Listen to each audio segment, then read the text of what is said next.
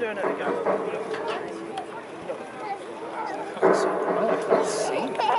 Sorry? Is it raining again? Because I feel more rain. There's little showers now.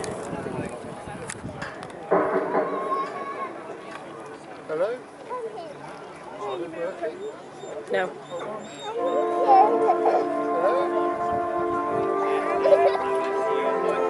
No, I know.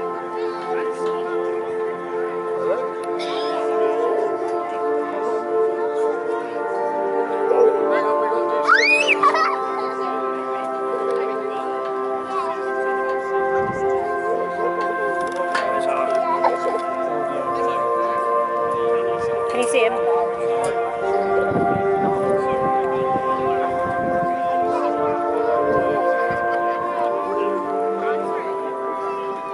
Oh, he's doing it. You just rest, Andrew. You just rest. Hello. Oh, we're working. Good, good, good. Hi, everyone. Have you had a good time so far? Yeah. You've been enjoying it? Yeah.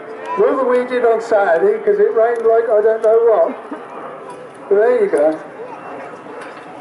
Before we do this bit, I need to do a bit of health and safety with you. Reenactments, as you know, are very, very loud. So if you've got children that don't like bangs, or you've got dogs with you that don't like bangs, I would suggest you move farther away. Another thing with the bangs, do not put your fingers in your ears. Because if you do that, and you get struck by a concussion from one of the guns, it's going to hurt. And we don't like hurt. We only like pretend hurting. So if you find you're sensitive to it, just place your hand in front of your ear, and if you really want to, just keep your mouth slightly open, and that should allow everything to balance out. So we all can go home See, just do safe that. and sound. And that'll make the This is bang way less we like loud. to do it. Right, I'll tell you where the bangs are going to come from. There'll be a bang down there, and lots of bangs from these two cannon here. So, I need to take you back to 1863. It's the 3rd of July, and we're on a ridge called Cemetery Ridge, outside the town of Gettysburg.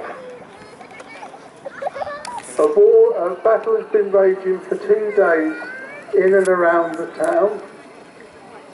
The Confederate forces have come close to victory a couple of times.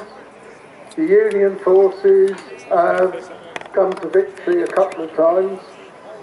But there are a load of dead, dying and wounded all over the place. Perhaps appreciate is the centre of the the Union line was up a steep slope. And there was no cover. But they started with a cannon fire.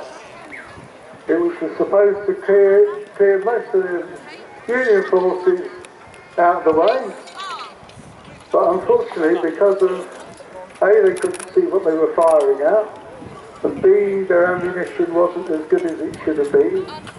Their explosive shells were actually firing over where General Meade, who was commander of the Army of the Potomac, in charge of these guys, he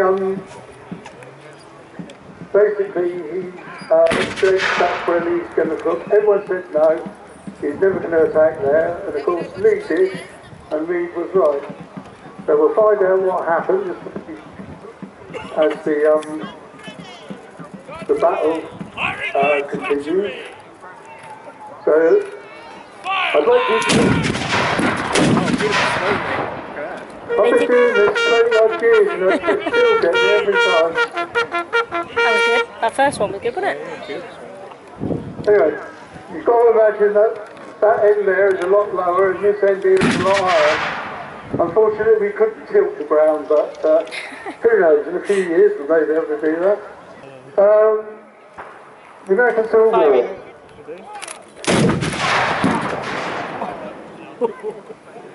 When you see Good, right? the Confederates rise up, that's when you need to tell me that they've risen up, okay? Lots of smoke. Because I'm on the talk to everyone. That was a good one. So it was That would have been a good Civil one War on about ground charge. everything you think it was, and nothing that you think it was, and it was all at the same time. Yes, there was things to do with slavery. There you go. Now the Confederates are beginning their long march, 3/4 of a mile It does look great. uphill with no cover. They're quite outnumbered this year. At about 3/4 of the way up the hill, they have to cross a road which is I protected know. by wooden fencing, which they have to clamber Depends over. who you have to, yeah. And they are in full view of the Union Army all the way through their charge. It was called a charge, but it was actually people walking at a very steady rate, one foot in front of the other, waiting and waiting. Union born and bred, so. Well, yeah, I tend not to So we've got a take representation sides of on the three this, but divisions I've down got here. to admit, I'm Union. Yeah. I'm Union. But there's a little side of me likes I do to be the rebel. And you can hear the Confederates there cheering on the various Plus states obviously, that were represented well, in the three call them divisions. uniforms. Some have uniforms, some have a mixture of whatever. Yes. It's whatever you could get. The commanders We'll let them have of that their one. force I know. to guide their men forward. I said it was going to be good. Yeah, who's got that? They're firing, I know. hoping to get some Shouldn't be people. distracting you. Oh, I don't They mind. may or may not, I do this 10 times a year. I'm because used to they this. remember they've actually been shooting downhill, which is a bit more difficult than shooting on the level, like we are at the moment. Because you have to point your musket so you're facing down. Because such of a the good kick fire. on the musket, that makes it a bit of a control when you're not doing it on the level.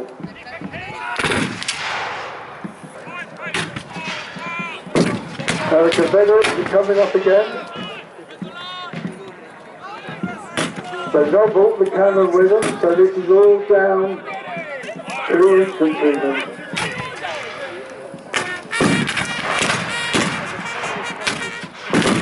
The whole of General Lee's tactics to Gettysburg are resting on these 12,500 men from the southern states. If they're victorious, the way to Washington DC is open. If they're defeated, the South is almost certainly lost the war. So everything hinges on this one battle, part of one battlefield.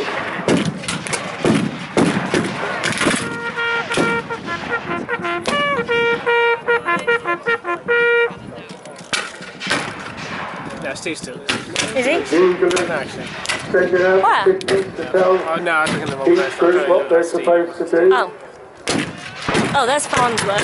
Third company in the middle of the blue flag. I can see Farnsworth poking out at the end. And Each David. one had a bugle call, and Oh, Steve is still there. He's next to soldiers Farnsworth. Okay. would Maybe learn it what the bugle calls were and knew what they had to do. Because as you can hear, now, those of you down the far end, Oh, that's where the going to load Confederates that. have come from, Oh, I didn't even see him take a whole company out. Four gentlemen. They are the Provost Guard, and the senior man is the Provost Marshal. And if anyone tried to leave the field, they would shoot them. No question.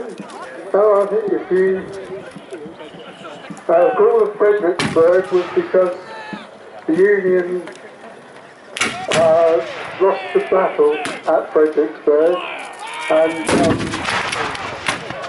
they never quite forgave the Confederacy for inflicting that on them. Now, the Confederate cannons are trying to give some support. Is he? Because they can see their men are really suffering. Some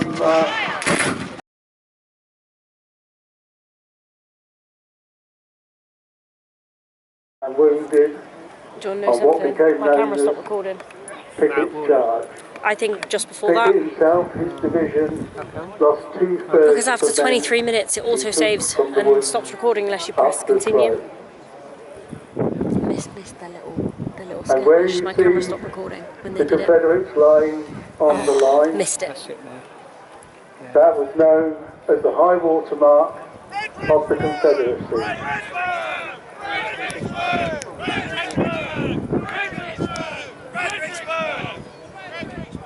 The Confederates never got any further north than the angle on the battlefield at Gettysburg on the third day, the 3rd of July, 1863.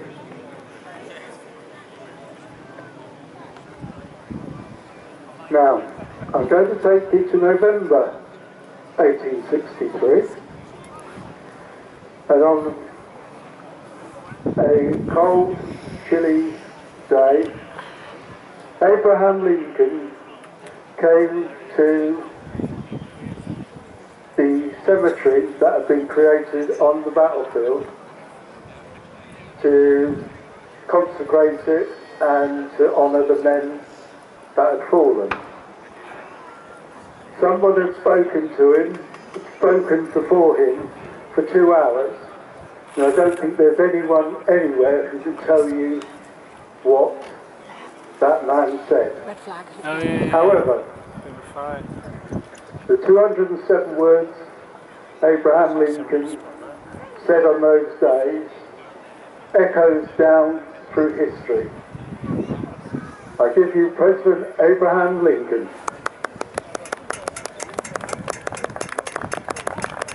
Thank you, Mr. Everett.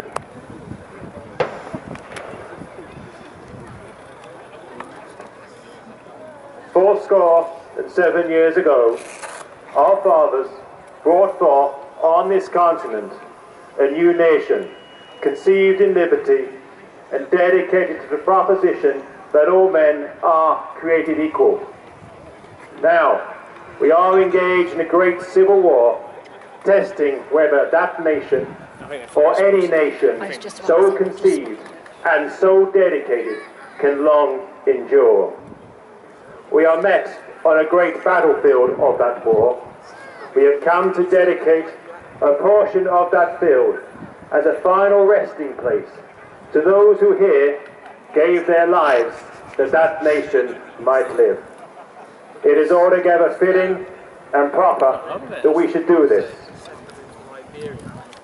But, in a larger sense, we cannot dedicate, we cannot consecrate, we cannot hallow this land. The brave men, both living and dead, who struggled here, have consecrated far above our power as contract. The world will little note, nor long remember what we say here, but it can never forget what they have done here.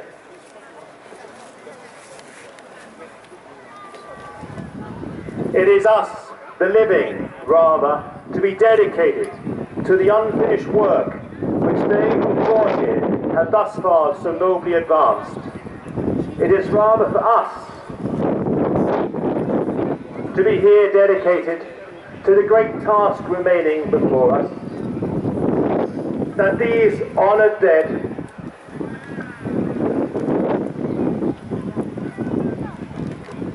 that from these honoured dead we take increased devotion to that cause for which they gave their last full measure of devotion. That we here highly resolve that these dead shall not have died in vain, that this nation, under God, shall have a new birth of freedom, and that government of the people, by the people, for the people, shall not perish from the earth. Thank you, Mr. President. Thank you, Mr. Lincoln. And now the bugler will sound the last post.